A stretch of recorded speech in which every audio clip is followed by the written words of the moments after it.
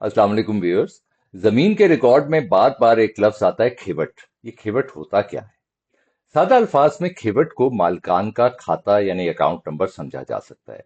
यानी एक मौजे में एक शख्स या कई शरीक मालिकान के मलकियती हकूक को एक खाते में जमा कर दिया जाता है। याद रखें, एक मौजे, एक देह या एक एस्टेट, ये तीनों एक ही लफ्ज हैं। इनके अंदर इसके डिफरेंट अकाउंट्स मुख्तलिफ लोगों के या बरादरीज के, उन्हें एक खाते में जमा किया जाता है। एक इस खाते को यानी इस अकाउंट को खेवट कहा जाता है।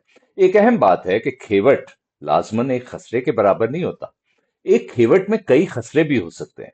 मसलन किसी खानदान के नाम मुख्तलिफ जगहों पर 10 अलग खसरे या सर्वे नंबर हैं, लेकिन इन सब के मालकान एक ही मलकियती खाते में दर्ज हों। इसी तरह किसी एक बड़े खसरे में मुख्तलिफ लोगों के अलग अलग हिस्से भी हो सकते हैं। अब एक अमली सवाल, कोई शख्स कहता है हमारे खेवट में 40 कनाल जमीन है और इसमें मेरी 5 कनाल है। मैं आपको सामने वाली 5 कनाल फरोख्त कर रहा हूं। क्या सिर्फ ये बयान काफी है? नहीं। ये देखना जरूरी है कि इस शख्स की 5 कनाल जमीन अलग हो चुकी हुई थी या वो 40 कनाल में सिर्फ 5 कनाल के बराबर शरीक है, जॉइंट शेयर होल्डर। अगर तकसीम नहीं हुई तो मुमकिन है इसके पास पूरे मुश्तरका खाते में एक हिस्सा हो। ऐसी सूरत में वो अपना हिस्सा मुंतकिल तो कर सकता है, लेकिन जरूरी नहीं कि जिस मखसूस जगह की तरफ वो इशारा कर रहा है वो जगह कानूनी तौर पे सिर्फ उसी के नाम अलग हो। एक और आम सवाल, अगर खेवट में मेरा नाम है तो क्या कब्जा भी मेरा साबित हो गया? जरूरी नहीं।